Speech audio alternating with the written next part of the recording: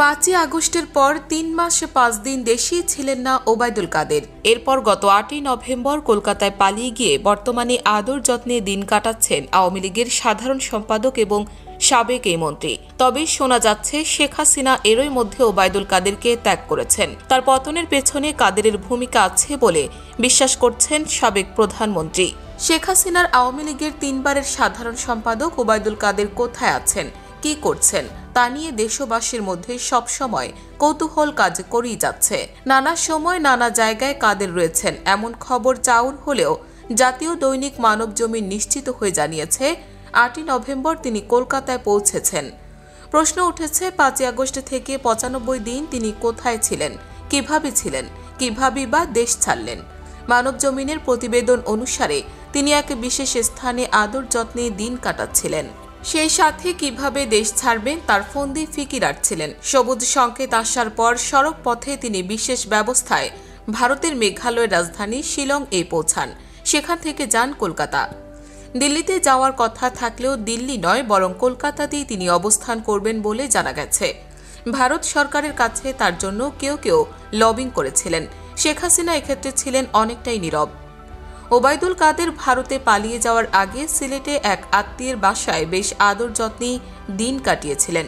তবে মানবজমিনের বিভিন্ন সূত্র দাবি করছে ভারতের মেঘালয়েও বিশেষ স্থানে আরামেই দিন কাটাচ্ছেন কাদের।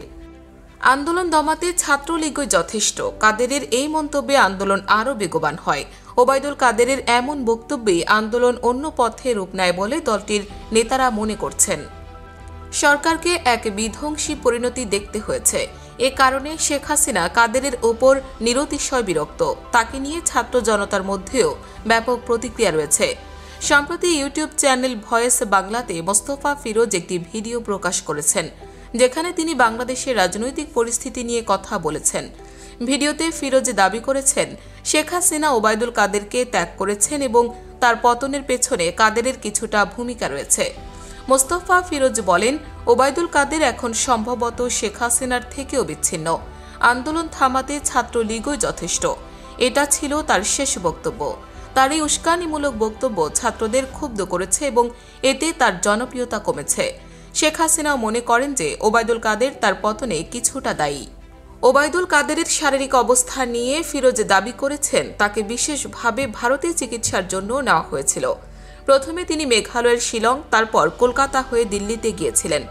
যদিও তার অবস্থান নিয়ে কিছুটা অনিশ্চয়তা রয়ে গেছে, তবে এটি নিশ্চিত যে 8ই নভেম্বর তিনি কলকাতায় পৌঁছেছেন।